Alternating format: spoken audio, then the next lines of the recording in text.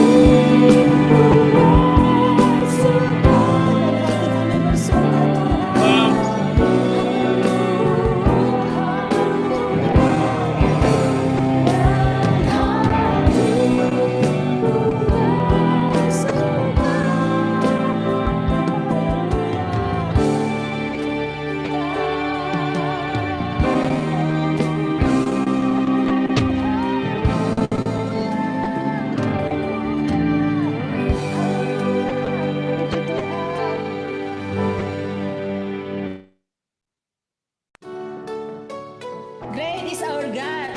Kita punya Tuhan yang ajaib, yang luar biasa, yang besar. Amin. Mari kita menyanyikan sama-sama kebesaran Tuhan dalam hidup kita. Haleluya. Yes. Amin.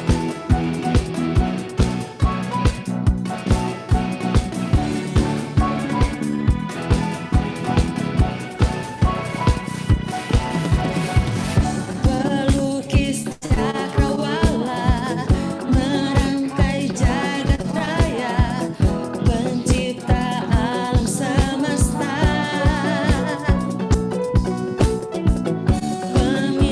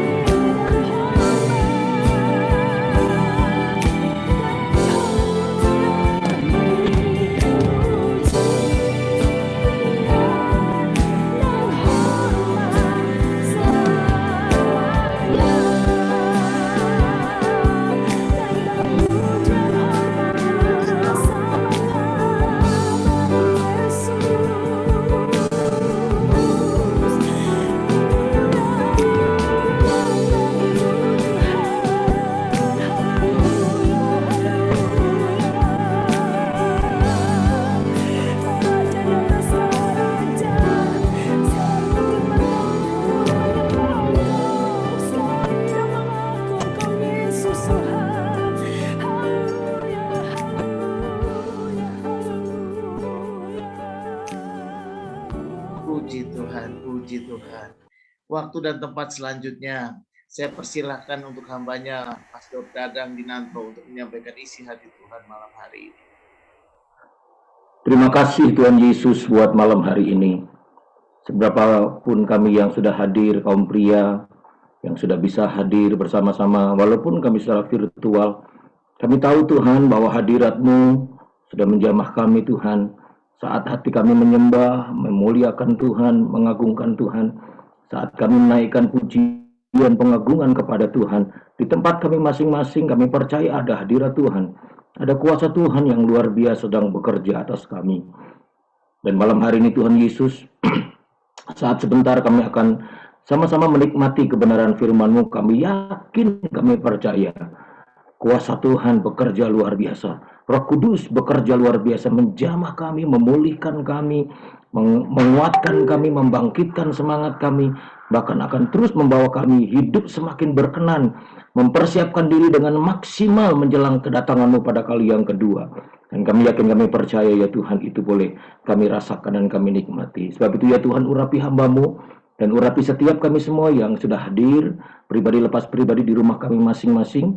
Walaupun kami secara virtual, kami harus ada di depan laptop, di depan gadget kami Tuhan, tetapi kami yakin, kami percaya kuasa-Mu tidak terbatas, hadirat-Mu tidak terbatas.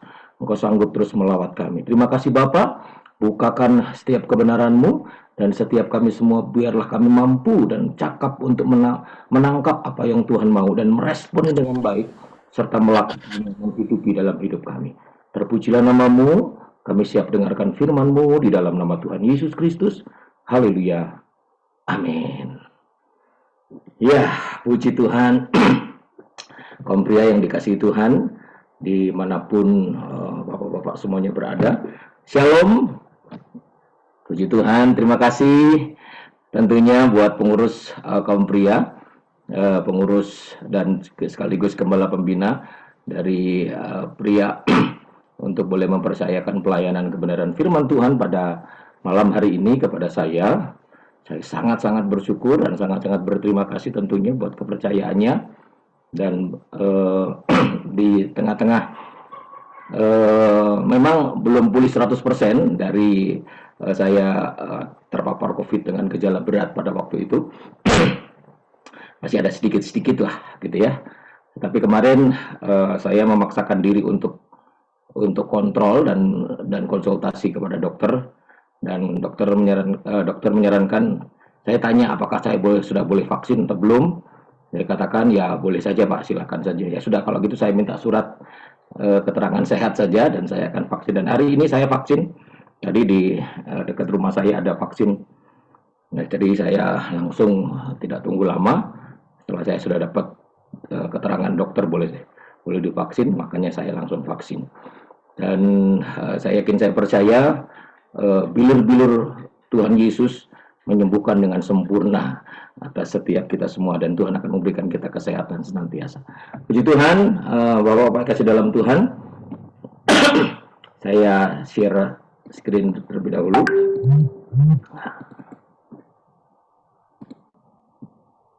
Ya. Hari ini saya diberikan satu tema, hidup di masa peristiwa-peristiwa sesak menjelang kedatangan Tuhan Yesus yang kedua kali. Nah, kita tahu Bapak Ibu Saudara, Bapak-bapak semuanya, bahwa kedatangan Tuhan Yesus pada kali yang kedua sudah tidak lama lagi. Nah, tapi sebelum saya akan menjelaskan dan membawa kita masuk yang ke tempat yang lebih dalam tentang kebenaran firman Tuhan, saya berikan satu gambar tersenyum di sudut kiri, saudara, bawah ya. Ketika kita mempelajari tentang kedatangan Yesus pada kali yang kedua, ketika kita berada dalam situasi siap sedia untuk menyongsong kedatangan Yesus pada kali yang kedua, saya berikan satu cerita dulu ya, saudara ya. Tahun ini usia pernikahan saya baru 18 tahun. Belum lama, saudara ya, baru 18 tahun. Tetapi saya itu ketemu dengan istri saya itu pada saat saya sekolah Alkitab. Pada saat kami sekolah Alkitab. Nah, setelah tahun pertama kami sekolah Alkitab, terus kami harus praktek dipisahkan, kami beda tempat begitu. Nah, ketika kami mau praktek, baru situlah kami mulai pacaran, saudara ya. Jadi dia praktek pada waktu itu di Bekasi, saya praktek di Cirebon, gitu. Lama, cukup lama, 1 tahun lebih lah, gitu ya. 1,5 tahun, hampir 2 tahun kami. Jadi cara pacaran kami jauhan, saudara. Waktu di sekolah Alkitab kami nggak boleh ngobrol, nggak boleh ketemu. Jadi walaupun 1 tahun ada di sekolah Alkitab, tapi diem-dieman, saudara, nggak boleh ada ini senyum-senyum dari jauh juga nggak boleh. Kalau ketahuan bisa kena hukum, saudara. Jadi ya diem-dieman aja, cuma dari hati ke hati, jauh-jauhan aja gitu. Terus kemudian kami berpisah karena dia pelayanan ditempatkan di Bekasi, saya di Cirebon. Setelah itu kami melanjutkan studi lagi, kembali ke Batu Malang lagi, 1 tahun lagi di sana. Begitu juga, nggak bisa ketemu. Nah, terus kemudian akhirnya setelah itu kami dipisahkan lagi dengan pelayanan. Saya praktek lagi ke Bandung, terus kemudian istri saya ke Tegal pada waktu itu. Jadi selama beberapa 3-4 tahun itu kami cuma jauh-jauhan aja, saudara. Pacaran, dibilang pacaran nih, kapan pacarannya? Jarang ketemunya, saudara ya. Nah, tetapi saudara, ketika kami memutuskan, walaupun waktu itu masih surat-suratan begitu ya, surat-suratan, waktu zamannya belum ada handphone, saudara, masih surat-suratan begitu. Nah, mulai ada handphone, itu pun terbatas karena memang duitnya buat beli pulsa juga terbatas karena waktu itu masih praktek, saudara.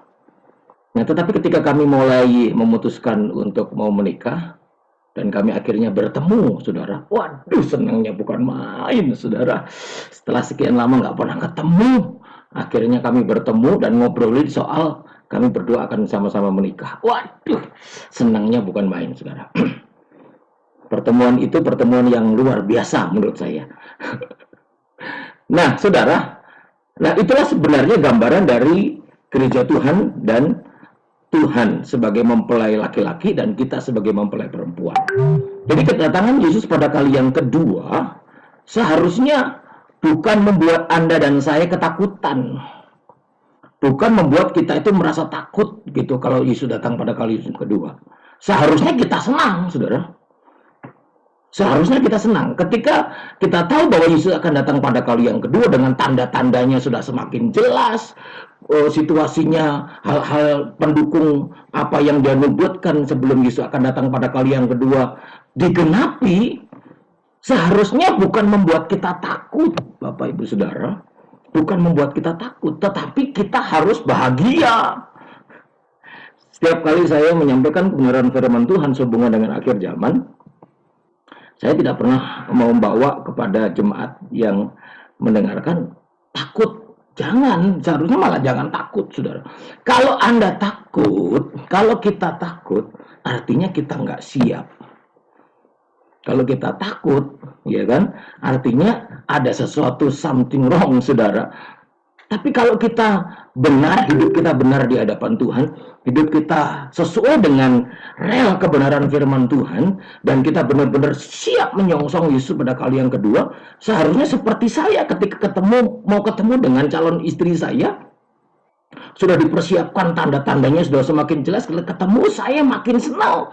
Detik-detik menuju pertemuan itu malah membuat saya makin bahagia, sudah.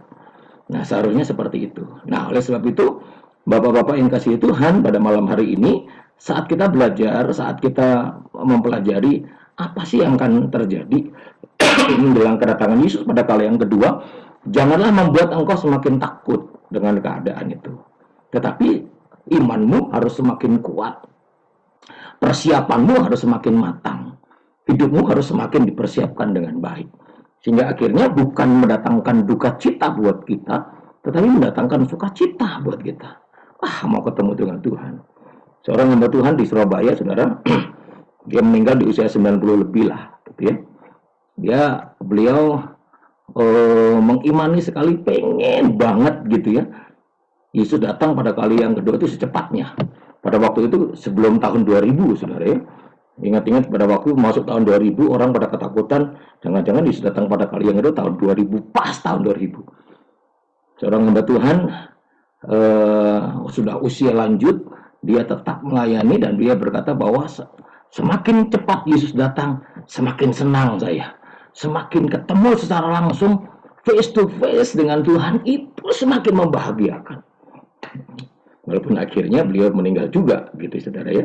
Tetapi seharusnya itu juga menjadi ini buat kita semua. Ketika Tuhan izinkan kita masih hidup, bahkan hidup sampai dengan nanti Yesus datang pada kali yang kedua, saudara dan saya bukan ketakutan, tapi harus semakin senang, makin bahagia. Nah, saudara-saudara kasih dalam Tuhan, oleh sebab itu ya kita lihat beberapa hal. Di dalam Lukas pasal yang ke-17, ayat 26 mulai sampai dengan ayat yang ke-33. Yuk kita perhatikan dulu ya. Ayat Lukas 17.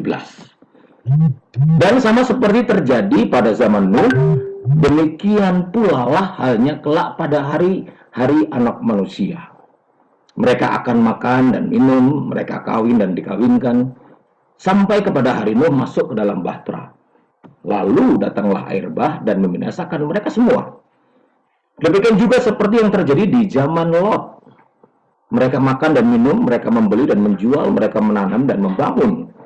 Tetapi pada hari Lot pergi keluar dari Sodom, turunlah hujan api dan hujan belerang dari langit membinasakan mereka semua. Demikianlah halnya kelak pada hari di mana-mana manusia menyatakan dirinya. Barang siapa pada hari itu sedang di peranginan, di atas rumah, barang-barangnya ada di dalam rumah, janganlah ia turun untuk mengambilnya. Dan demikian juga orang yang sedang di ladang, janganlah ia kembali. Ingatlah akan istri Lot. Barang siapa berusaha memelihara nyawanya, ia akan kehilangan nyawanya, dan barang siapa kehilangan nyawanya, ia akan menyelamatkannya. Nah, Bapak-Bapak yang kasih dalam Tuhan, peristiwa-peristiwa yang akan terjadi sebelum kedatangan Yesus pada kali yang kedua, itu banyak sekali Bapak Ibu Saudara. Yang dinubuatkan oleh firman Tuhan banyak sekali. Ada beberapa ayat yang Yesus sampaikan dalam Injil Matius juga ada, yang tertulis juga, yang disampaikan oleh Rasul Paulus dalam Tesalonika juga ada, yang disampaikan oleh Tuhan sendiri melalui Rasul Yohanes di Pulau Patmos, yaitu sehubungan dengan penglihatannya yang ditulis dalam kitab Wahyu pun juga ada, saudara, banyak. Bahkan jauh sebelumnya Nabi Daniel pun juga menubuatkan tentang hal-hal yang akan terjadi sebelum kedatangan Yesus pada kali yang kedua. Bahkan juga nabi-nabi kecil yang lain juga dipakai Tuhan untuk menyampaikan tentang hal-hal yang akan terjadi menjelang hari-hari Tuhan. Hari Tuhan yang mendekat. Ada banyak, Yoel juga menuliskannya, juga beberapa kitab-kitab tulisan dari Rasul Paulus juga menuliskannya. Ada banyak hal, saudara. Jadi kalau berbicara tentang kedatangan Yesus pada kali yang kedua, hal-hal yang terjadi, yang sedang terjadi, yang akan tergenapi, nubuatan-nubuatan yang akan tergenapi, maupun yang sudah tergenapi hari-hari ini, semuanya jelas tertulis di dalam kebenaran firman Tuhan. Semuanya jelas ada di dalam kebenaran firman Tuhan. Dan kalau kita rinci satu persatu, waktu tidak akan pernah cukup, saudara. Ketika saya memberikan pemuritan sehubungan materinya tentang akhir zaman, saya perlu waktu pertemuan 3-4 kali, saudara, untuk bisa menyelesaikan semuanya. Karena pasti akan banyak pertanyaan. Nah, oleh sebab itu hari ini, kalau kita mau rinci satu persatu, waktu tidak akan pernah cukup, saudara. Tapi izinkan saya mengambil satu bagian saja yang tertulis di dalam Lukas pasal yang ke-17 ini, dan juga dituliskan dalam Matius pasal yang ke-24. Bahwa akan terjadi hal-hal yang seperti apa. Dan saya percaya yang sedang terjadi ini, yang disampaikan oleh Tuhan Yesus sendiri, baik itu yang ditulis oleh Matius maupun ditulis oleh Lukas, sama, orang lebih sama. Dan itu ada hubungannya dengan keberadaan kita sebagai pria-pria. Ya kan? Ada sangat-sangat erat sekali dengan situasi dan kondisi yang sedang dihadapi oleh kita sebagai kaum pria. Nah, oleh sebab itu, izinkan saya mengambil hal-hal apa saja yang dinubuatkan dan digenapi, bahkan sudah tergenapi hari-hari ini menjelang kedatangan Yesus pada kali yang kedua. Nah, Bapak-bapak yang kasih dalam Tuhan, tadi dikatakan, kalau boleh saya rincikan, keadaan dunia di akhir zaman itu, menurut apa yang disampaikan oleh Tuhan Yesus, baik di Lukas maupun di Matius, akan kembali seperti pada zaman Nuh dan Sodom dan Gomora, saudara. Sekali lagi ya, akan kembali seperti pada zamannya Nuh, artinya manusia hidup seperti ketika Nuh hidup, seperti pada zamannya Nuh, dan seperti pada zamannya Sodom Gomora. Itu yang akan terjadi, bahkan itu yang sudah terjadi menjelang kedatangan Yesus pada kali yang kedua. Tadi kita sudah baca ya, nanti Bapak-Bapak bisa kembali boleh baca, dan boleh membandingkannya juga dalam Matius pasal yang ke-24, saudara ya. Nah, secara tidak langsung, kehidupan manusia di akhir zaman ini akan kembali kepada kehidupan manusia seperti yang terjadi di zamannya Nuh dan Sodom Gomora. Nah, kalau kita lihat dalam Kejadian 6, sehubungan dengan zamannya Nuh, dikatakan ketika dilihat Tuhan bahwa kejahatan manusia besar di bumi, dan bahwa segala kecenderungan hatinya selalu membuahkan kejahatan semata-mata.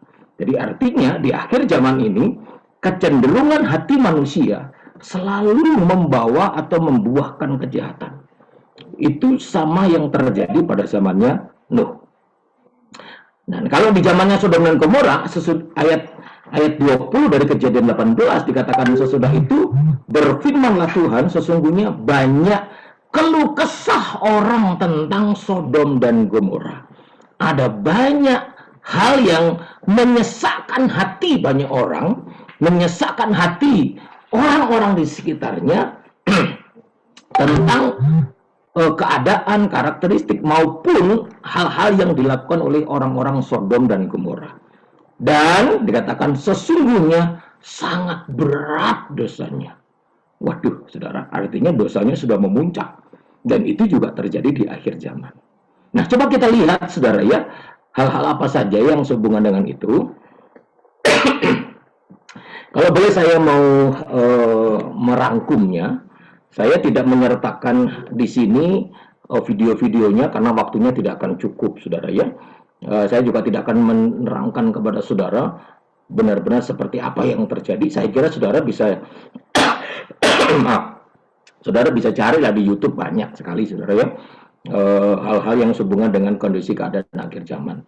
Banyak sekali, waktu tidak akan cukup, dan saudara bisa manfaatkan teknologi untuk saudara bisa belajar apa sih yang sedang terjadi di dunia ini, di belahan dunia yang lain, dan yang sehubungan dengan nubuatan-nubuatan yang terjadi, nubuatan-nubuatan yang akan terjadi, yang ditulis oleh kebenaran firman Tuhan.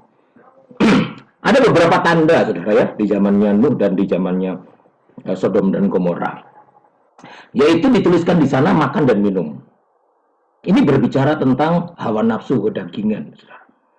Manusia di akhir zaman, hal-hal menyesakkan apa saja yang terjadi, yaitu apa? Bahwa akan terjadi kondisi keadaan manusia yang lebih menuruti hawa nafsu kedagingan dibanding hal-hal spiritual, saudara. Kalaupun ada hal-hal yang dimaksud dengan spiritual, itu adalah hal-hal yang berbau mistik, gitu ya. Tetapi pada intinya akan terjadi banyak orang yang punya nafsu kedagingan yang begitu luar biasa. Itu digambarkan dengan makan dan minum, saudara ya. Terus kemudian gaya hidup duniawi, ini juga sedang terjadi. Hedonisme dan lain sebagainya. Gaya hidup duniawi yang begitu luar biasa juga melanda. Bahkan kalau tidak bisa disadari dengan baik, tanpa disadari bisa menyusup kepada gereja Tuhan, bisa menyusup kepada kehidupan orang-orang percaya, saudara. Oleh sebab itu digambarkan dengan makan dan minum, pesta pora, begitu ya. Ya, semuanya ingin dilihat bahwa hebat dan sebagainya dengan mengadakan pesta yang luar biasa dan lain sebagainya. Berdalih, gua kan punya uang gitu, uang gua mau bikin apa aja terserah gua dong. Gitu ya, mau ngadain pesta begini dengan akhirnya mengeluarkan uang ratusan juta, kan uang gua. Ya, itulah kondisi keadaan manusia yang nalarnya sudah mulai berpikir lebih ke arah keegoan gitu ya. Itulah hawa nafsu kedagingan. Dan kemudian dituliskan juga di sana kawin dan dikawinkan. Ini hubungannya dengan apa? Tabiat dan moralitas manusia, saudara. Sehubungan dengan pornografi, percabulan, perceraian. Saudara tahu tingkat perceraian yang begitu luar biasa terjadi baik di kalangan orang-orang percaya atau di kalangan Kristen lah. Saya tidak bisa menyebut orang percaya kalau dia orang mungkin dia beragama Kristen, tapi sesungguhnya dia tidak benar-benar mempercayai Tuhan di dalam Yesus Kristus. Terbukti apa? Dia nggak percaya dengan firman-Nya, begitu saudara ya. Tetapi ada banyak orang-orang yang mengaku diri Kristen juga akhirnya perkawinannya hancur-hancuran, saudara. Ya kan, terjadi perceraian, hal-hal yang nggak pernah disangka sebelumnya, begitu sehubungan dengan perkawinan, begitu pernikahan. Saya mengajar di SMA negeri, saudara. Saya mengajar di SMA negeri. Terus kemudian suatu saat saya pernah tanya kepada anak-anak. Saya bukan tanya, meskipun memberikan satu tugas kepada mereka. Saya bilang, kalian kirim tugas ke email saya. Kirim ke email saya, tugasnya gampang, saya bilang. Kalian cuma perlu cerita kira-kira kapan engkau pernah mengalami lahir baru, gitu ya. Ini anak-anak umur berarti sekitar umur 15 sampai umur 18 tahun. Nah, ini semua dari keluarga Kristen karena memang saya ngajar agama Kristen, saudara.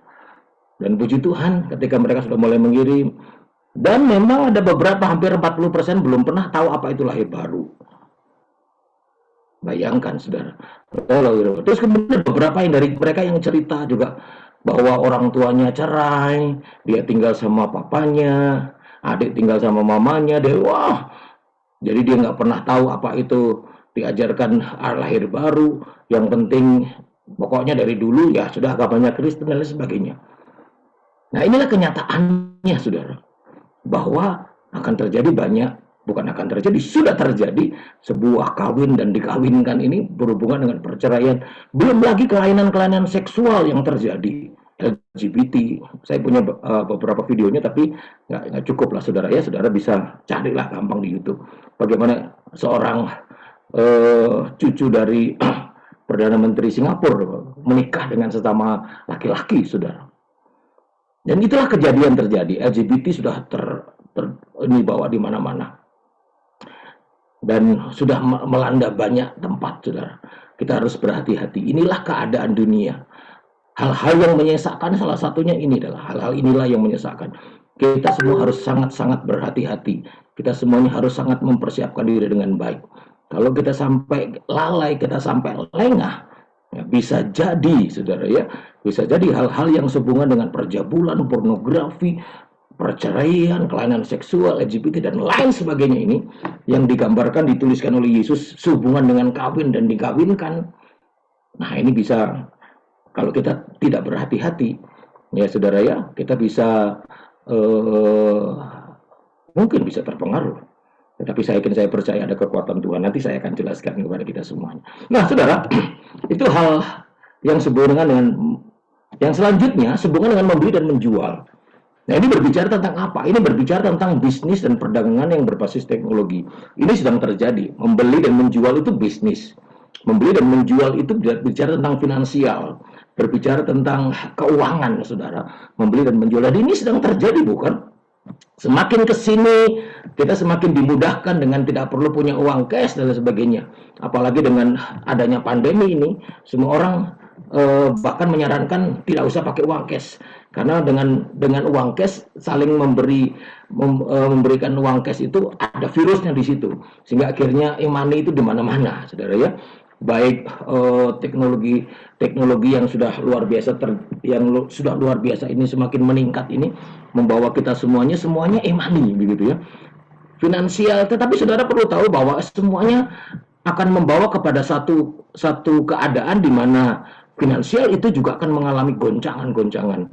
Ketika orang seperti yang saya katakan tadi, keegoannya semakin tinggi dan kemudian tanpa disadari bisnisnya pun bisnisnya untuk mencari keuntungan sendiri, bahkan sampai menghalalkan segala cara dan lain sebagainya. Sesungguhnya itu adalah bagian dari nubuatan tentang situasi yang akan terjadi, bahkan yang sudah terjadi pada saat Yesus datang pada kali yang sebelum Yesus datang pada kali yang kedua.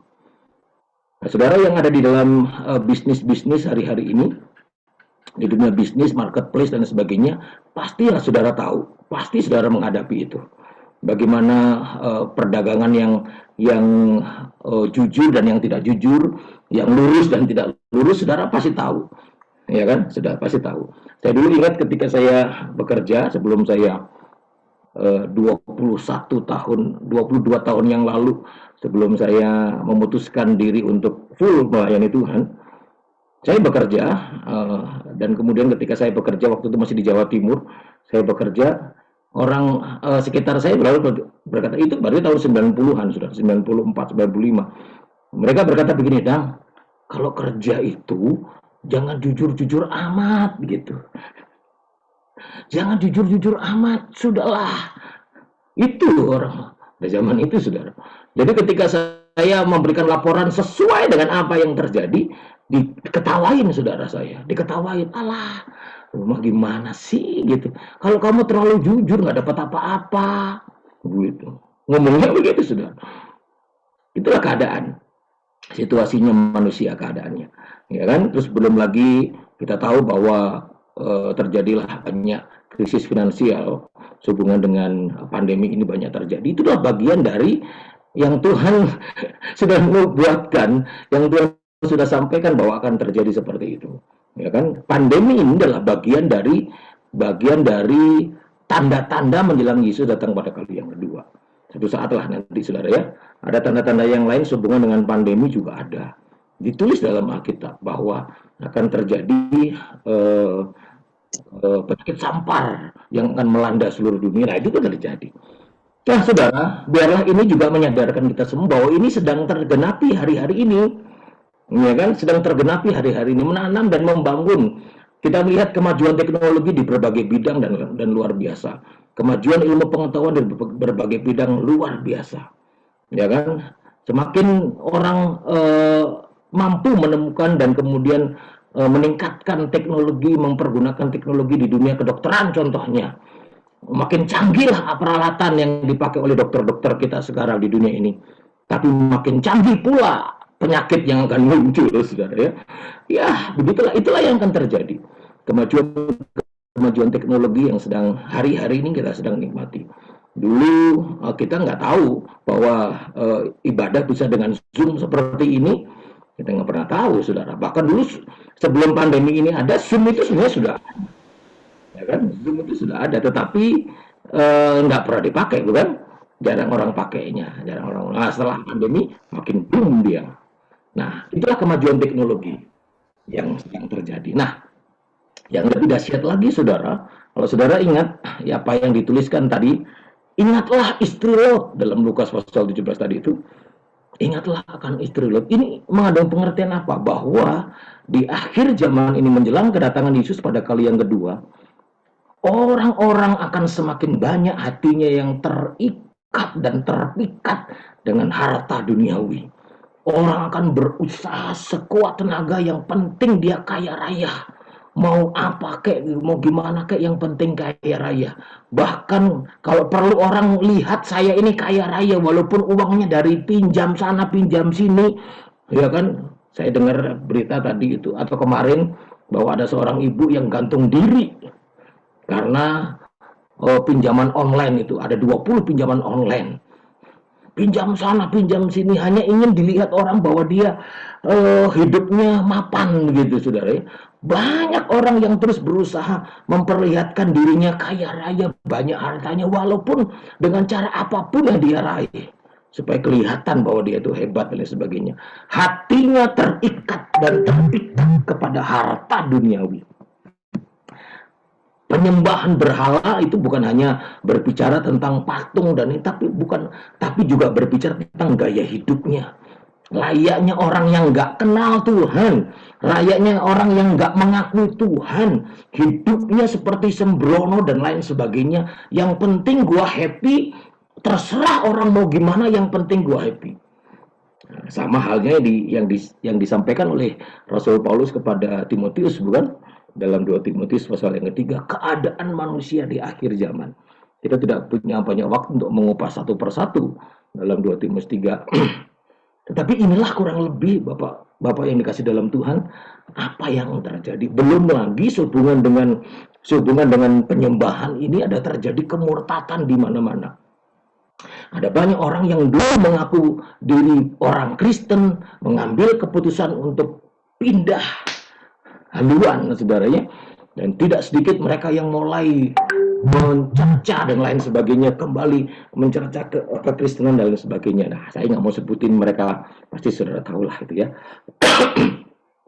Nah, itulah yang terjadi, kemurtatan sedang terjadi di mana-mana. Wah, inilah kondisi keadaannya, kondisi situasinya, bahwa dunia sedang menuju kehancuran menjelang kedatangan Yesus pada kali yang kedua. Nah, saudara, tidaklah heran Rasul Paulus pernah berkata dalam Filipi 3 ayat 18-19, karena seperti yang telah kerap kali kukatakan kepadamu dan yang kunyatakan pula sekarang, sambil menangis. Perhatikan, sambil menangis dia ingatkan, banyak orang yang hidup sebagai seteru salib Kristus. Kesudahan mereka ialah kebinasaan. Tuhan mereka ialah perut mereka. Kemuliaan mereka ialah aib mereka. Pikiran mereka semata-mata tertuju kepada perkara-perkara duniawi. Itulah kenyataannya, saudara. Ya, saudara nanti bisa carilah ya video-videonya, kondisi-kondisi sehubungan dengan itu. Belum lagi tentang chips ya yang ditanam dalam tubuh manusia dan sebagainya. Itu ada hubungannya semua dengan tanda-tanda kedatangan Yesus pada kali yang kedua. Nah, kita terbatas untuk banyak bicara tentang hal itu, saudara. Tetapi yang ingin saya tekankan sebenarnya bukan hal itu. Tanda-tanda itu bisa merupakan sekedar pengetahuan buat kita. Ya, memang terjadi seperti itu. Itulah yang sedang terjadi. Itu sebagai input masuk dalam pikiran saudara dan saya. Tetapi yang terpenting, Bapak saudara yang kasih dalam Tuhan, yang terpenting di sini, saya kira bukan itu. Yang terpenting di sini, yang sangat-sangat krusial bagi orang-orang yang percaya, yang hidup di akhir zaman, yang hidup menjelang Yesus datang pada kali yang kedua, adalah sikapnya, saudara. Sikap seperti apa yang harus dikembangkan orang percaya menjelang kedatangan Yesus pada kali yang kedua. Ini yang jauh lebih penting, saudara. Kalau berbicara kemajuan teknologi yang sedang terjadi, kondisi dunia yang sedang terjadi, semuanya itu, saudara, kalau engkau sikapmu benar, kalau Anda dan saya sebagai orang percaya punya sikap yang benar, itu tidak akan pernah mempengaruhi hidup Anda dan saya. Situasi dunia, kondisi perbisnisan, marketplace, kondisi finansial itu tidak akan pengaruh sedikit pun dalam hidup orang-orang yang percaya kalau kita punya sikap yang benar sebagai orang-orang percaya yang hidup di akhir zaman. Dunia boleh bergoncang dengan berbagai macam kegoncangan di bidang bisnis, di bidang apa saja, di segala bidang, ya kan? Terjadi goncangan. Kalau sikap kita sebagai orang percaya, sikap yang tepat, sikap yang benar di hadapan Tuhan, saya yakin, saya percaya itu tidak akan menggoncangkan iman kita. Ini yang jauh lebih penting untuk kita pelajari dibandingkan hanya tahu, akan terjadi begini ya, akan terjadi, betul, itu akan terjadi. Tapi hal yang penting adalah sikap hidup kita, bagaimana menyongsong kedatangan Yesus pada kali yang kedua. Oleh sebab itu kita lihat, saudara ya, sikapnya seperti apa. Ada beberapa, tapi saya akan berikan 2 saja kepada kita semuanya, nanti suatu saat bisa disambung, saudara ya. 2, sikap yang tepat, yang benar, menyikapi dan menempatkan pada posisi yang seperti apa kita menjelang Yesus datang pada kali yang kedua. Wahyu 6 ayat yang ke-6, dia berkata begini, saudara, dan aku mendengar seperti ada suara di tengah-tengah keempat makhluk itu dan berkata, secupak gandum sedinar dan 3 cupak jelai sedinar. Tetapi janganlah rusakkan minyak dan anggur. Wahyu pasal yang ke-6 ini berbicara tentang pembukaan meterai. Ya, pembukaan meterai. Dan meterai yang kedua ketika dibuka, ya kan? Kemudian kita lihat, saudara nanti bisa lihatlah di sana ya. Nah, dikatakan dalam pasal ke-6 ayat yang ke-6, Dan aku mendengar seperti suara di tengah-tengah keempat makhluk itu berkata, secupak gandum sedinar. Bayangkan, secupak gandum sedinar. Secupak gandum itu bisa digambarkan kalau secara cepat saja, itu bisa dibilang 1 kali makan, saudara. Secupak gandum itu 1 kali makan. Dalam untuk satu keluarga ya, 1 kali makan. Itu harganya sedinar. Dan sedinar itu gaji 1 hari orang kerja. Jadi 1 hari dia bekerja hanya cukup untuk makan 1 hari, 1 kali. Saudara. Hanya cukup 1 kali makannya untuk keluarga. Hanya cukup 1 kali. Itu gandumnya saja, belum yang lain kan. Berarti nggak cukup sebenarnya, dicukup-cukupin.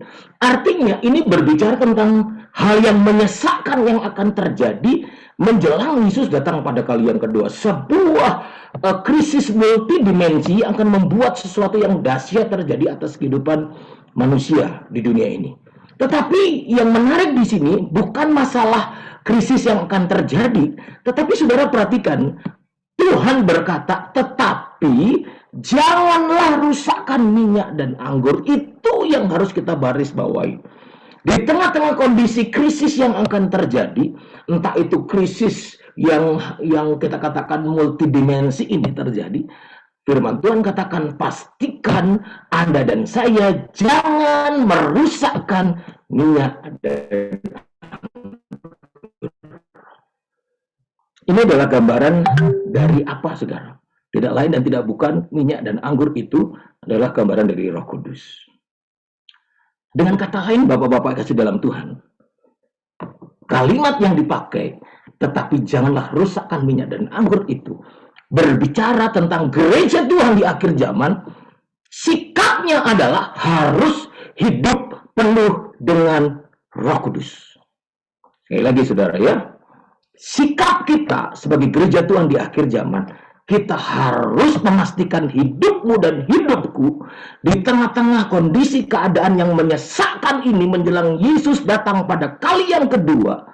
Engkau dan saya harus hidup penuh dengan Roh Kudus. Tidak bisa ditawar-tawar, karena tadi dikatakan itu keadaan makin sulit.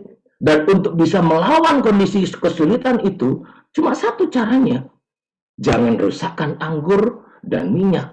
Artinya Anda dan saya harus hidup penuh dengan Roh Kudus. Kita harus mau dipimpin dan dikuasai Roh Kudus secara total, saudara. Bukan setengah-setengah. Secara full dalam hidup ini, kita harus dikuasai Roh Kudus. Dan jangan pernah izinkan kedagingan hawa nafsu duniawi sedikit pun ada dalam diri kita. Tapi kita harus menjadi pribadi yang penuh dengan Roh Kudus. Ini sikap yang benar yang harus dikembangkan oleh orang-orang percaya di akhir zaman.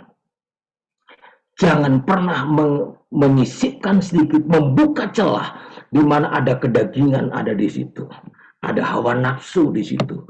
Ada keegoan muncul di situ. Anda dan saya harus penuh dengan Roh Kudus. Kita harus dikuasai betul oleh Roh Kudus.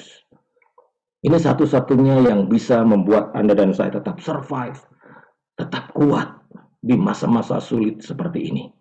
Di masa-masa menjelang Yesus datang kali kedua, ada banyak peristiwa-peristiwa yang menyesakkan. Kalau hidupmu dipenuhi dengan Roh Kudus, Bapak Ibu Saudara, saya yakin, saya percaya Roh Kudus akan memberikan hikmat kepadamu untuk bisa melangkah apa yang harus aku lakukan ketika krisis ini terjadi.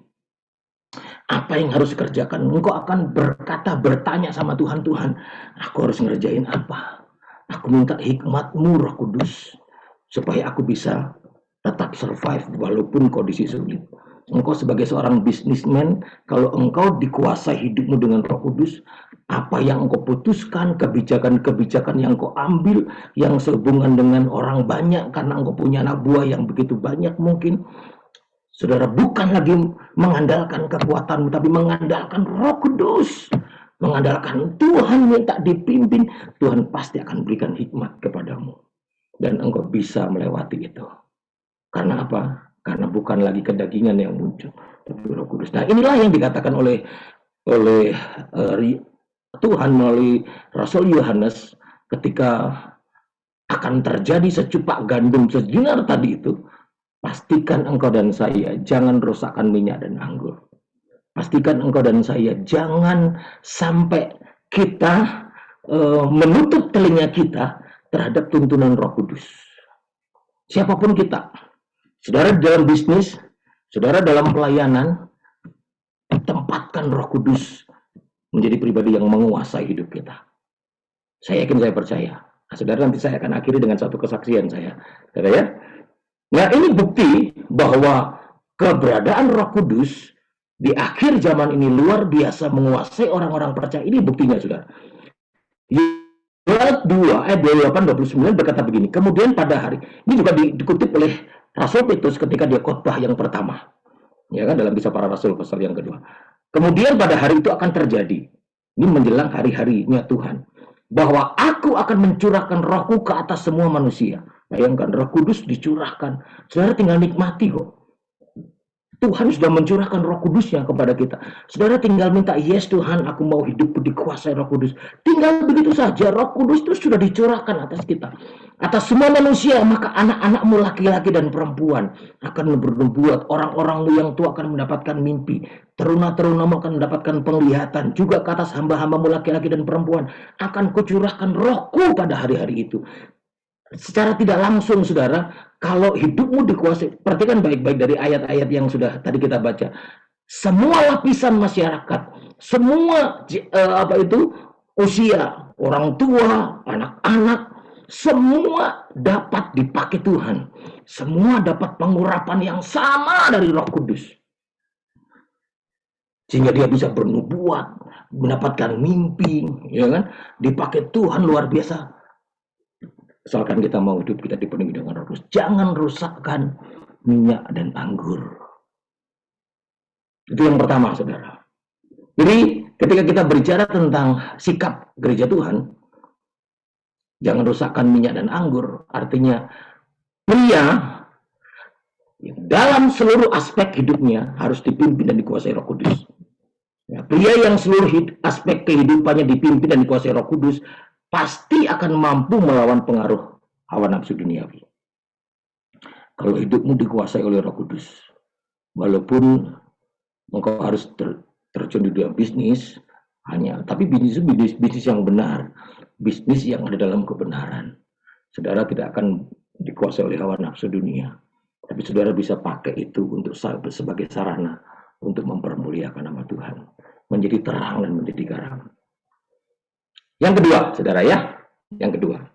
Kalau saudara baca dalam Kolose 3 ayat 1-4, dikatakan di sana begini. Karena itu kalau kamu dibangkitkan bersama dengan Kristus, carilah perkara yang di atas, di mana Kristus ada, duduk di sebelah kanan Allah. Pikirkanlah perkara yang di atas, bukan yang di bumi. Sebab kamu telah mati dan hidupmu tersembunyi bersama dengan Kristus di dalam Allah.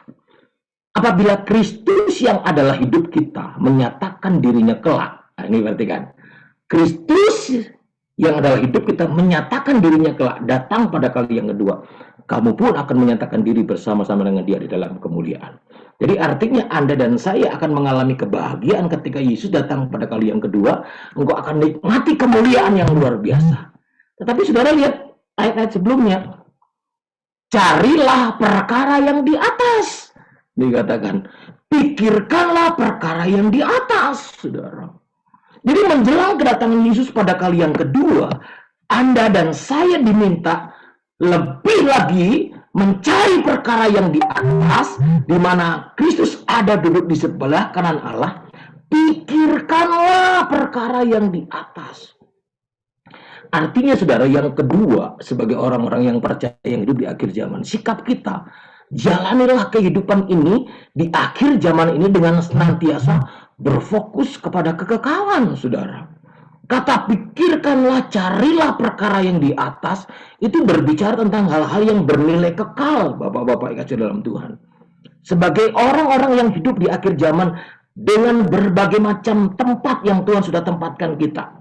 Di marketplace, di pelayanan, dimanapun Anda berada, Anda dan saya diminta oleh Tuhan Milikilah sikap yang benar di tengah-tengah keadaan dunia yang semakin tidak menentu, menjelang Yesus datang pada kali yang kedua. Dengan cara apa? Memfokuskan hidup kita hanya kepada hal-hal yang bernilai kekal, saudara. Carilah perkara yang di atas. Pikirkanlah perkara yang di atas. Jalani kehidupan ini di akhir zaman ini dengan senantiasa berfokus kepada kekekalan. Menjalani kehidupan di akhir zaman dengan senantiasa berfokus kepada kekekalan itu bukan berarti kita tiap hari ada di kamar terus menyembah Tuhan, bukan seperti itu. Artinya dimanapun Tuhan tempatkan dirimu, dengan potensi apapun yang Tuhan percayakan, segala sesuatu yang Tuhan percayakan kepadamu, pakai semuanya itu untuk mengejar hal-hal yang bernilai kekal, saudara. Engkau yang punya usaha bisnis, pakai tempat di mana engkau berbisnis itu untuk apa? Untuk engkau bisa menabur hal-hal kebenaran, menabur kebenaran kepada mereka, sehingga engkau dapat menjadi berkat. Dan kemudian engkau juga bisa menerapkan hal-hal yang bernilai kekal di tengah-tengah bisnismu. Engkau berkata bahwa bisnis ini milik Tuhan dan dipakai untuk kemuliaan Tuhan. Itu bernilai kekal, saudara. Kekayaan dunia memang jasmaniah, duniawi. Tetapi itu ketika engkau pakai untuk kemuliaan Tuhan, itu bernilai kekal, saudara. Iya kan? Itu bernilai kekal. Saudara bisa manfaatkan segala sesuatu yang Tuhan percayakan kepada kita, termasuk potensi hidup kita untuk kemuliaan Tuhan. Selagi masih ada waktu, saudara. Bulan lalu bukankah saya cerita, memberikan kesaksian, saya sudah ada di ujung kematian, saudara. Hampir mati. Bahkan dokter sudah berkata, dalam 1-2 hari ini kalau tidak ada perubahan, bisa jadi Pak Dadang akan mati. Saya kemarin ketemu lagi sama dokter, aduh, wah senang lihat Pak Dadang sekarang sudah, nih, iya dok, 2 bulan, 3 bulan lalu saya sudah berada di ujung kematian karena COVID. Tapi saya tahu, saudara, kalau Tuhan izinkan saya masih hidup di dunia, adalah kesempatan buat saya untuk bekerja mengerjakan hal-hal yang bernilai kekal. Untuk mengerjakan hal-hal yang bernilai. Nanti saya akhiri itu. Tunggu sebentar ya, saudara ya. Pria yang hidupnya berfokus pada kekekalan pasti akan mampu mempergunakan potensi diri dan kesempatan dengan maksimal bagi kerajaan Allah. Kalau pria-pria berfokus kepada kekekalan, saya percaya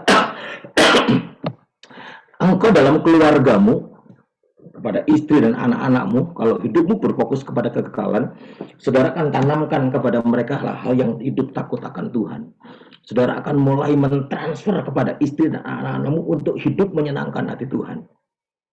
Untuk mengejar hal-hal yang bernilai kekal. Engkau ajak istri dan anakmu untuk bergaul dengan Tuhan, untuk menyembah Tuhan, untuk beribadah kepada Tuhan, untuk menghidupi firman Tuhan. Kau ajak istri dan anak-anakmu ada dalam kebenaran firman Tuhan. Itu orang-orang yang hidupnya bernilai kekal. Ketika engkau ada di dunia pekerjaan, ketika engkau ada di dunia bisnis, engkau menunjukkan dirimu hidup dalam kebenaran, melakukan kebenaran, menghidupi kebenaran. Karena hidupmu tidak berfokus kepada hal-hal duniawi, tapi berfokus kepada kekekalan. Dan saudara akan mampu mempergunakan semua potensi dalam hidupmu untuk mengejar hal-hal yang bernilai kekal bagi kerajaan Allah. Nah, oleh sebab itu, bapak-bapak yang kasih dalam Tuhan, biarlah 2 sikap ini, 2 sikap yang benar, 2 sikap penting ini harus kita pegang, harus kita tanamkan dalam diri kita. Harus kita tanamkan dalam diri kita. Penting banget buat saudara dan saya, sebagai orang-orang yang ada di akhir zaman. Biarlah 2 hal ini membuat Anda mempunyai mindset yang berubah. Ya kan, di tengah-tengah keadaan dunia ini, mindsetmu coba berubah. Dengan cara apa? Memastikan hidup kita sebagai pria-pria yang dipenuhi dengan Roh Kudus. Jangan cuma jadi orang Kristen biasa.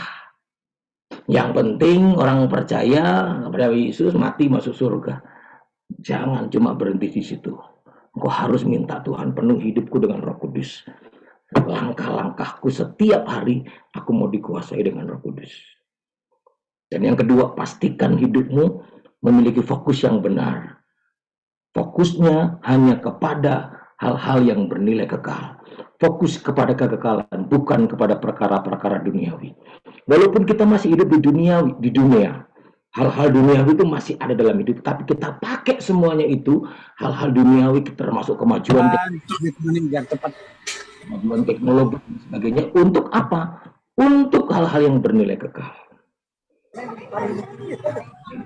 Nah, saya sudah sempat bagikan ini ketika saya pelayanan dalam ibadah online GUP di gereja kita. Tapi mungkin ada beberapa yang datang ibadah onsite tidak mendengar. Nah, pada saat saya sakit, saudara, saya dibawa oleh Tuhan untuk boleh melihat diberikan sedikit penglihatan oleh Tuhan. Ya kan? Walaupun saya bukan hamba Tuhan yang dikit-dikit penglihatan, gitu enggak. Tapi saya diberikan sesuatu yang spesial oleh Tuhan pada waktu itu.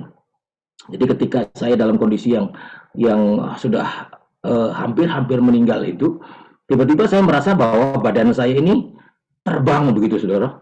Terbang dan kemudian dibawa oleh Tuhan satu tempat yang begitu indah, sangat-sangat indah, saudara. Wah, indah banget lah tempatnya. Sampai saya pikir kepada Tuhan, dia bilang, Tuhan, saya mau di sini aja deh. Enak banget di sini, keren abis pokoknya. Damainya luar biasa dan indahnya luar biasa. Saya katakan saya pengen di sini aja. Tapi Tuhan cuma tersenyum, diam saja, sampai akhirnya saya melihat satu tempat di mana langit itu penuh dengan bintang-bintang, saudara. Penuh sekali dengan bintang-bintang, dan saya katakan, wah, indah banget, saudara. Saya belum pernah lihat ada seperti itu, ya, tapi saya rasakan itu indah banget. Dan nggak berapa lama, saudara, bintang-bintang itu ternyata tiba-tiba berubah. Bintang itu berubah jadi wajah manusia. Waduh, kok jadi wajah-wajah manusia ini? Gitu. Tetapi setelah berubah jadi wajah-wajah manusia itu, tiba-tiba, saudara, bintang itu jatuh, saudara. Beberapa dari bintang itu jatuh. 1 jatuh, 2 jatuh, 3, terus beruntun, wah, banyak yang jatuh. Dan ketika jatuh, terjadilah kebakaran yang begitu hebat. Ya, seperti halnya bintang jatuh, kayak gimana, saudara, ya? Pasti akan terjadi kebakaran dan kerusakan. Dan itu terjadi. Wah, kebakaran yang begitu hebat. Dan saya berkata, Tuhan, ini bintang, ini gambaran dari orang, gitu ya, yang berubah wujud dari manusia. Kenapa sampai mereka jatuh? Dan Tuhan katakan bahwa itu adalah gambaran dari orang yang belum percaya kepada Tuhan. Orang yang belum percaya kepada Tuhan, dia akan terjadi kerugian yang fatal. Dia akan jatuh dan akan habis terbakar. Waduh. Nah, kemudian itulah gambaran dari orang-orang yang percaya. Nah, Tuhan katakan dengan jelas, aku tidak lama lagi akan datang. Dan engkau harus memberitakan Injil kemanapun engkau pergi, supaya tidak lagi banyak bintang-bintang yang akan jatuh berguguran. Setelah itu saya sadar, saudara, waduh, dari situ saya tahu bahwa Tuhan izinkan saya masih hidup adalah untuk memberitakan Injil, untuk memberitakan kebenaran firman Tuhan. Dari situ saya tahu. Dan oleh sebab itu, mulailah saya, Tuhan, tolonglah saya, gimana caranya saya harus memulai ini. Sebelumnya saya biasa pelayanan, saya punya perintisan pelayanan, merintis pelayanan pekerjaan Tuhan di Bandung Timur. Sudah sekian tahun saya juga merintis, melayani pengembalaan dan lain sebagainya. Sudah saya lakukan, tetapi Tuhan mau lebih lagi itu. Dan puji Tuhan, saudara, hari-hari ini Tuhan pakai hidup Anda dan saya untuk memberitakan Injil. Kemarin saya sempat mengadakan pemuritan, saudara. Sempat mengadakan pemuritan, dan salah satu yang mengikut pemuritan itu adalah Muslim berjilbab, saudara. Ikutan pemuritan, saudara. Ikut mau dimuridkan dan mau percaya kepada Yesus. Oleh sebab itu, saudara dan saya, Anda dan saya sebagai orang-orang percaya yang hidup di akhir zaman, ketika hidupmu dipenuhi dengan Roh Kudus, engkau akan dipakai Tuhan dengan maksimal untuk dapat menjangkau jiwa. Ketika hidupmu berfokus kepada kekekalan, maka Anda dan saya akan dipakai Tuhan untuk dapat menjangkau jiwa bagi kemuliaan nama Tuhan. Bukankah Matius 24 ayat 14 berkata, Injil kerajaan Allah ini akan diberitakan ke seluruh dunia, menjadi kesaksian bagi semua bangsa. Sesudah itu barulah tiba kesudahannya. Jadi Anda dan saya sebagai orang-orang yang percaya, muridkan banyak orang, beritakan Injil, sampaikan itu. Kalau dua hal ini engkau terus lakukan, sikap yang benar menjelang Yesus datang pada kali yang kedua, engkau hidup dengan dipimpin dan dikuasai Roh Kudus, engkau dan saya berfokus kepada kekekalan, maka Tuhan akan membuat hidupmu dipakai Tuhan untuk menjadi pemberita-pemberita Injil, memuridkan banyak orang. Dan setelah Injil terberitakan, disitulah baru kesudahan akan muncul. Yesus akan datang pada kali yang kedua. Sebab itu Bapak-Bapak kasih dalam Tuhan, malam hari ini saya mengajak kita semuanya sebagai orang-orang yang percaya, sebagai orang-orang yang hidup di akhir zaman. Saya tahu kita punya kesibukan masing-masing, kita punya kebutuhan juga masing-masing. Yang mungkin saudara berkata bahwa, saya nggak konsentrasi, saya nggak di situ Pak. Ya, pada dengan pendeta konsentrasinya memenangkan jiwa, oke deh. Kalau saya mah enggak. Tapi saudara perlu tahu bahwa siapapun kita, dimanapun Tuhan tempatkan kita, di akhir zaman ini, ketika engkau berfokus kepada kekekalan, ketika hidupmu dikuasai oleh Roh Kudus, engkau dapat dipakai Tuhan. Engkau dapat dipakai Tuhan memenangkan banyak jiwa.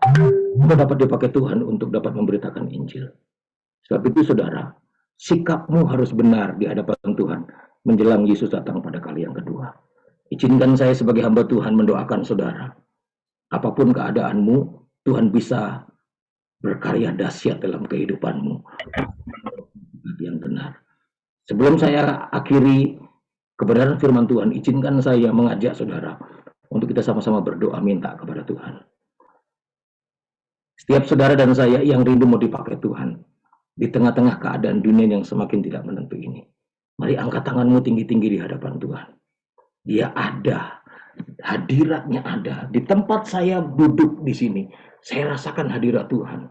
Saya rasakan kuasa Tuhan karena saya sedang memberitakan tentang Injil kepada saudara. Dan di situ ada kuasa Tuhan. Oleh sebab itu saudara, setiap engkau yang mau dipakai Tuhan, angkat tanganmu tinggi-tinggi. Yang punya respon, yang mau meresponi kebenaran firman Tuhan. Di tengah-tengah dunia yang menyesakkan ini, engkau dipakai maksimal oleh Tuhan. Angkat tanganmu tinggi-tinggi di hadapan Tuhan. Termasuk saya juga mengangkat tangan tinggi-tinggi di hadapan Tuhan. Karena saya tahu saya rindu mau dipakai Tuhan. Di dalam nama Tuhan Yesus, saya mau berdoa Tuhan. Setiap kami semua yang mengangkat tangan, kami mengangkat tangan sebagai tanda bahwa kami menghormati Engkau. Sebagai tanda bahwa kami tidak bisa hidup tanpa Tuhan. Dan juga sebagai tanda Tuhan Yesus, kami rindu dipakai Tuhan. Malam hari ini Tuhan Yesus, setiap pria-pria yang hadir, siapapun kami di rumah kami masing-masing ya Tuhan. Kami sudah mendengar bahwa kedatangan-Mu pada kali yang kedua, tanda-tandanya semakin jelas terlihat. Tetapi kami harus punya sikap yang benar. Kami harus hidup dipenuhi dengan Roh Kudus. Kami harus hidup berfokus kepada kekekalan. Malam hari ini, di dalam nama Bapa, Putra, dan Roh Kudus, yaitu di dalam nama Tuhan Yesus Kristus, urapilah kami, penuhilah kami, lawatlah kami Tuhan. Sehingga setiap kami semua menjadi pribadi-pribadi, menjadi pria-pria yang dipenuhi dengan Roh Kudus, yang dikuasai penuh oleh Roh Kudus, dipimpin, dituntun oleh Roh Kudus. Dan mindset kami berubah, karena kami mau hidup kami berfokus kepada kekekalan. Hari ini tergenapi di dalam nama Yesus. Tuhan mampukan kami Roh Kudus, Tuhan mampukan kami ya Tuhan, supaya kami punya sikap yang benar di tengah-tengah keadaan dunia yang semakin tidak menentu. Sehingga apapun yang harus kami hadapi, kami tidak goyah Tuhan. Bahkan kami mampu tetap survive, bahkan kami lebih daripada pemenang. Karena kami tahu Allah yang kami sembah adalah Allah yang hidup, yang sudah mempersiapkan hal yang membahagiakan, yaitu pada saat Engkau datang pada kali yang kedua. Engkau siapkan hal yang luar biasa, lebih dari apa yang ada di dunia ini. Saat Engkau datang pada kali yang kedua, menjemput kami semua. Terima kasih Bapa di surga. Kami bersyukur, kami terima firman-Mu, dan kami percaya tergenapi dalam hidup kami. Kami menjadi pribadi-pribadi yang dipakai Tuhan bagi keagungan dan kemuliaan nama Tuhan. Di dalam nama Tuhan Yesus Kristus. Haleluya. Amin. Segala kemuliaan hanya buat Tuhan. Saya berikan kembali kepada Pak Petrus. Tuhan memberkati. Wow, luar biasa para pria-pria malam hari ini di tengah-tengah masa yang sesak, di tengah-tengah masa yang sulit. Kalau pria-pria memberi diri untuk dipenuhi oleh Roh Kudus dan mau berfokus pada perkara-perkara yang sifatnya kekal, bukan perkara-perkara duniawi. Lihat, ada perkara besar yang Tuhan mau kerjakan atas diri para pria. Amin. Oleh sebab itu mari beri diri setiap hari dipimpin, dipenuhi oleh Roh Kudus, dan biar kita memikirkan hal-hal yang sifatnya kekal. Mulai dari saat ini, malam hari ini, doa kepada Tuhan, percaya ada perkara heran terjadi. Terima kasih Pastor Dadang untuk firman Tuhan yang luar biasa pada malam hari ini. Mari Bapak-Bapak sekalian, kita sebentar mau menyimak beberapa pengumuman yang perlu Bapak-Bapak ketahui bersama-sama.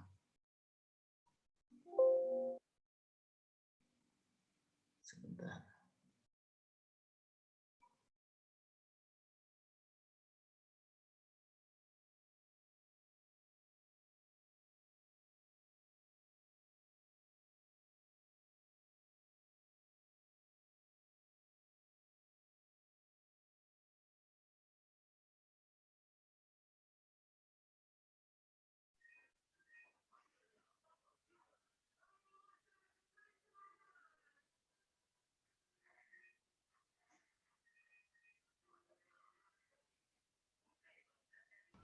Belum di-unmute.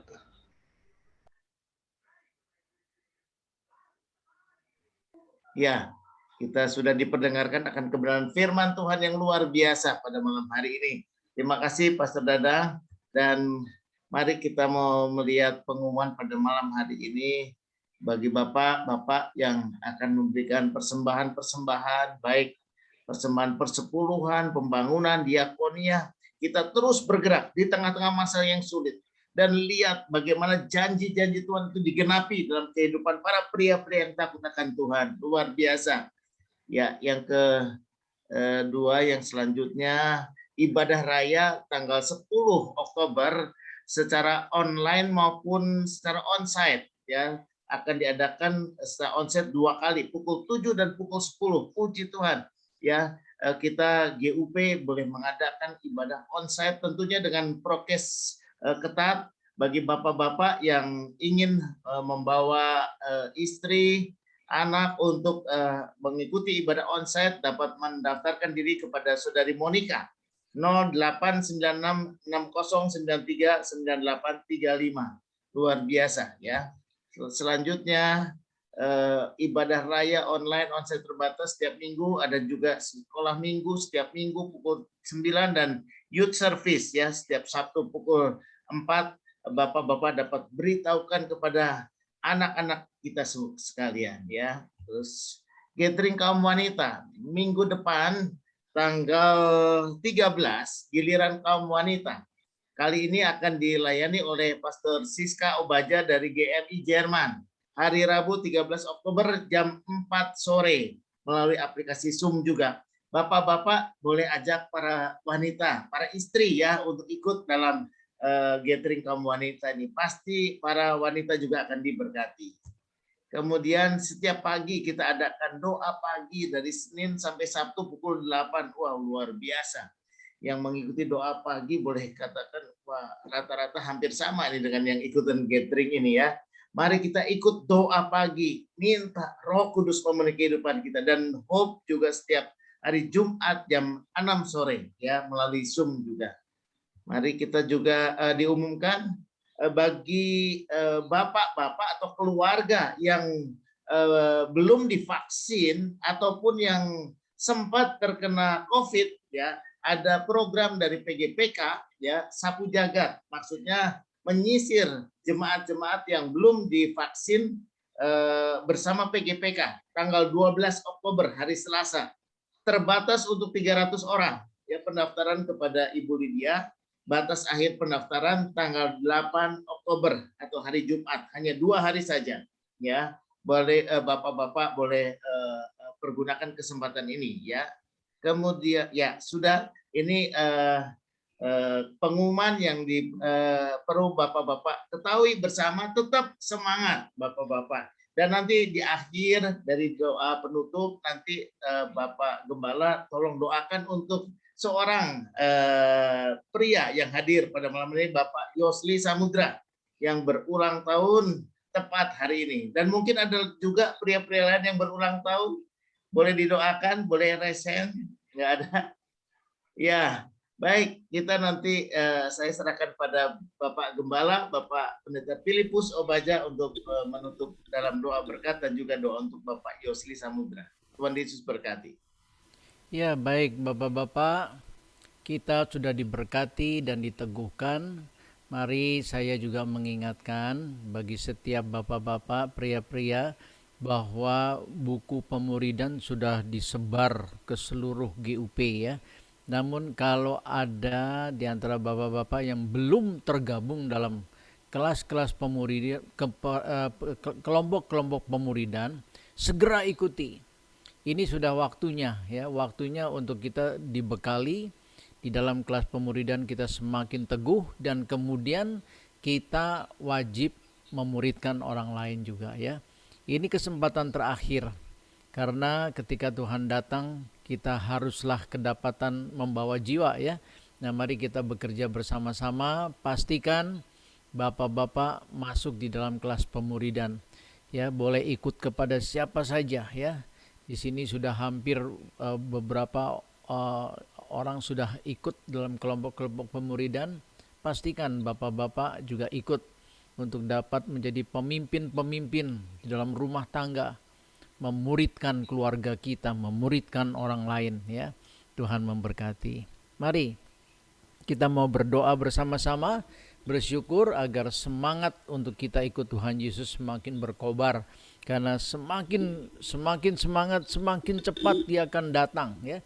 Kita harus siap sedia dan jangan ada satupun di antara kita yang tertinggal ya. Mari kita berdoa bersama-sama. Bapa kami di sorga, terima kasih Tuhan, Engkau luar biasa buat kami dan kami sudah mendapatkan satu bekal firman Tuhan yang mengingatkan kami Tuhan bahwa hidup di masa-masa yang sesak menjelang kedatangan Tuhan, kami harus semakin siap sedia. Tanda-tandanya sudah semakin nyata dan kami pertama-tama para pria, kiranya kami boleh diberikan satu otoritas yang baru untuk kami dapat sungguh-sungguh menjadi pemimpin-pemimpin yang luar biasa. Tuhan, kami tahu bahwa perintah agung-Mu untuk kami dapat memuridkan orang lain tak dapat diabaikan, tapi haruslah digenapi. Tuhan, hamba-Mu berdoa kiranya Tuhan yang mau berbicara dan mengingatkan kepada kami semua para pria, untuk kami diberikan satu gairah besar dari Roh Kudus-Mu yang menghentar kami untuk masuk di dalam gerakan pemuridan Tuhan.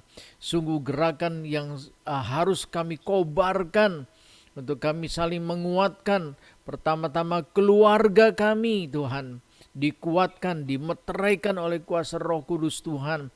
Demikian juga orang-orang lain. Tuhan, utuslah kami kepada siapa kami harus pergi. Siapkan kami kepada siapa mereka datang untuk bertanya, untuk kami dapat bimbing masuk ke dalam jalan keselamatan-Mu. Oh Tuhan, tolonglah kami. Kiranya Tuhan sendiri yang akan membuat kami para pria berlipat ganda untuk dapat dilengkapi dengan kuasa Roh Kudus Tuhan. Mempersiapkan hari-hari kedatangan Tuhan. Oh Tuhan, tolonglah. Terima kasih, hamba-Mu sudah berhenti berkata-kata, tapi Roh Kudus akan mengingatkan kami untuk kami berapi-api, kami bersemangat, berkobar-kobar, karena waktunya sudah sangat singkat. Terima kasih Tuhan Yesus, Kau berkati hamba-Mu, Bapak Pendeta Dadang Dinanto, menjadi berkat yang luar biasa, pakai beliau menjadi alat Tuhan. Terima kasih kesempatan ia diberikan kesembuhan, akan banyak orang-orang juga dapat dilayani melalui pelayanannya. Terima kasih Tuhan Yesus, Engkau mau berkati seluruh pengurus kaum pria, dari pembina sampai kepada pengurus ketua dan seluruh rekan-rekannya. Tuhan sendiri yang mau memberkati. Demikian juga Tuhan, kami yang hadir, kami percaya kami sudah mendapatkan kekuatan yang besar. Bawalah kami semakin banyak Tuhan, agar pria-pria boleh tampil sebagai pemimpin-pemimpin yang dahsyat di akhir zaman ini. Terima kasih Tuhan. Sebelum kami nanti mengakhiri doa-doa kami mau berdoa untuk kekasih kami Bapak Yosli Samudra Tuhan, dan juga barangkali ada saudara-saudara kami yang berulang tahun hari ini. Kami mau bersyukur atas belas kasihan Tuhan bagi semua kami Tuhan, bagi khusus yang berulang tahun, dan kami mau memohon Tuhan berkat Tuhan secara khusus diberikan kepada Bapak Yosli dan juga yang berulang tahun. Oh Tuhan, kami minta bersama-sama di dalam nama Tuhan Yesus Kristus, kiranya berkat dari Tuhan, urapan yang baru dari Tuhan mengalir atas Bapak Yosli. Dia boleh diberkati menjadi seorang pria yang berwibawa, menjadi suami yang dahsyat, menjadi ayah yang berwibawa, memimpin anak mantu cucunya. Oh Tuhan, berkati, berikan dia kesehatan, berkati pekerjaannya, pelayanannya diberkati oleh Tuhan. Terima kasih Tuhan, terima kasih untuk semuanya. Oh Tuhan, kami mau terus berdoa untuk situasi bangsa negara kami Indonesia. Kami terus memohon kepada Tuhan, berkati Bapak Presiden kami Joko Widodo beserta seluruh jajarannya, agar mereka dapat terus mereka-rekakan apa yang baik, yang sungguh disertai hati yang takut dan gentar kepada Tuhan. Kau berkati, lindungi, berikan kesehatan, dan kami berdoa kalau masih ada pihak-pihak yang mau berbuat jahat, yang mau mengacaukan pemerintah kami mau tolak dalam nama Yesus Kristus. Tuhan lumpuhkan, Tuhan gagalkan, namun kasihilah jiwa mereka yang berbuat jahat, supaya mereka boleh tercelik melihat Tuhan dan bertobat, dan Tuhan dapat memakai mereka. Terima kasih Tuhan Yesus. Kami memohon keamanan di seluruh pelosok Indonesia. Tuhan juga mau memberkati para aparat negara kami, para polisi, para anggota TNI, dikuasai hatinya untuk tetap untuk membela yang benar. Terima kasih Tuhan Yesus. Terima kasih pada malam hari ini kami kaum pria Tuhan sudah berkumpul memasuki bulan yang baru ini. Biarlah para pria selalu berjalan dengan wibawa ilahi, dan kami mau melakukan apa yang menjadi perintah Tuhan dalam hidup kami. Terima kasih Tuhan Yesus, begitu banyak hal yang mungkin kami mau sampaikan, tetapi kalau kami belum sempat sebutkan, kami yakin dan percaya Tuhan yang sudah lebih dahulu mengetahuinya, dan Kau menjadi jaminan kami. Kami sebentar akan mengakhiri seluruh pertemuan kami, dan kami akan berpisah satu dengan yang lain, dimanapun kami berada, yang jauh di luar negeri, yang dekat dengan kami juga. Semua masing-masing akan dilindungi oleh Tuhan. Berkati keluarga kami masing-masing. Terima kasih Tuhan. Haleluya. Bapak-bapak yang kasih dalam Tuhan, pergilah memberitakan firman Tuhan, dan bawalah damai sejahtera bagi banyak orang yang kau temui. Mari arahkan hati kita dan aminkan setiap doa berkat ini. Haleluya. Tuhan memberkati dan melindungi engkau. Amin. Tuhan menyinari engkau dengan wajahnya dan memberikan engkau kasih karunia. Tuhan menghadapkan wajahnya kepadamu dan memberikan engkau damai sejahtera. Biarlah kasih Allah Bapa dan anugerah Tuhan Yesus Kristus serta persekutuan Roh Kudus mau beserta dengan bapak-bapak sekalian mulai saat jam ini sampai Maranatha Tuhan Yesus datang kembali. Bersama-sama kita katakan amin. Tuhan terima kasih Pak Gembala atas doanya. Pak Yosli, selamat ulang tahun ya. Selamat Pak Yosli. Pak Dadang, terima kasih. Happy birthday Pak Yosli. Selamat ulang tahun Om Yosli. Selamat ulang tahun. Tuhan berkati. Terima kasih Pak Dadang. Terima kasih Pak Dadang. Terima kasih semuanya. Terima kasih Pak Philip. Selamat ulang tahun Pak Yosli. Pak Filipus. Terima kasih semuanya. Haleluya. Terima kasih Pak Claudius. Terima kasih Pak Dadang. Selamat ulang tahun Pak Yosli. Pak Yanas. Thank you. Terima kasih pelayanannya Pak berkati. Terima kasih semuanya. Amin. Pak Yosli, selamat ulang tahun. Terima kasih. Amin. Terima kasih Pak Dadang. Selamat dan berkati. Malam Pak Petrus. Berkati luar biasa. Malam. Pak Timotius Susanto, Tuhan berkati Bapak. Pak Masri, semua. Ya, luar biasa. Tumpengna Pak Yos. Ya Pak Masri. Pak Yos, cenah. Yosli beuki ngora wae eta alisna jadi dieum. Pak Anwar. Udah 71 sekarang. Wih, 17 ah. Baru 71. 17, Pak. 17. Thank you all. Pak Yosli tambah muda, Pak Yosli. Luar biasa. Terima kasih Pak Yohan. Pak Suhandri, Pak Yanuar, Pak 17 ya. terus Shalom Pak Petrus, Pak Johan, Pak Yohanes Ginti, Kasih semuanya. Selamat malam Pak Edward. Terus ya Malam semuanya. Malam semua. Semua. Luar biasa Pak Cecep, luar biasa. Terima kasih Pak Dadang. Pak Daniel Sari. Pak Dadang, terima kasih. Ya. Selalu. Dadang, makasih Pak Dadang. Berkati. Pak Timotius, Tuhan berkati. Shalom, terima kasih. Sama-sama Tuhan berkati. Shalom Pak Bilipus, Tuhan Oke, shalom Pak. Oke ya, live ya, Tuhan berkati ya. Oke. Pak Johan maju terus. Amin, amin. Tuhan berkati Pak Yanwar. Ya, Tuhan berkati. Tuhan berkati, tetap semangat para pria. Makasih ya semuanya, pamit. Semuanya. Pak Tuhan. Besok pagi. Berkati. Oke.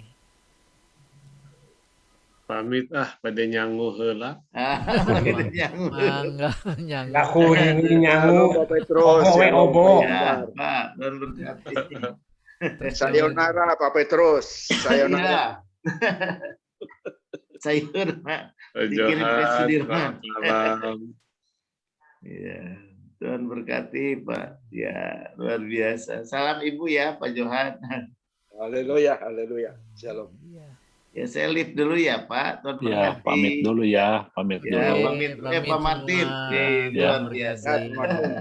Ya. Tuhan berkati. Ya, Tuhan berkati semua. Ya, Pak Herman tadi ikut lagi. Pak Herman yang di Bahim. Oh, ya. Oh, nggak tahu saya. Iya, ikut juga. Ya, Ya, puji Tuhan Tuhan. berkati. Oke, pamit dulu. Ya, Selamat pamit. malam Ya, semua. Tuhan berkati. Ya.